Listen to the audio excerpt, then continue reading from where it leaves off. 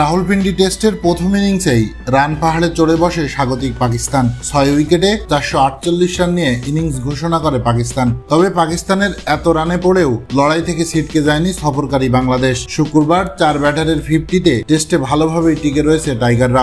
সাদমান ইসলাম, মমিনুল হক, মুশফিকুর রহিম প্রথম থেকে দলের হাল ধরে আসলেও দিনের শেষের দিকে সব আলো কেড়ে নেয় লিটন দাস। তার আগ্রাসী ব্যাটিং দেখে মুগ্ধ হয়েছে গ্যালারিতে থাকা পাকিস্তানের দর্শকেরাও। 47 বলে 32 রানে থাকা লিটন দাস নাসিম শাহের এক ওভারেই হাঁকান 3-4 ও 1 ছক্কা। সেই ওভারে হাফ সেঞ্চুরি তুলে নেন লিটন দাস। শুধু তাই নয়, ফাইন লেগের ওপর দিয়ে নাসিম শাহের বলে ছক্কা মেরে হারিয়েছেন বলও। টেস্ট ম্যাচে ছক্কা মেরে বল হারানো খুব একটা দেখা যায় না। দিন শেষে বাংলাদেশ 5 উইকেটের বিনিময়ে 316 রান সংগ্রহ করেছে।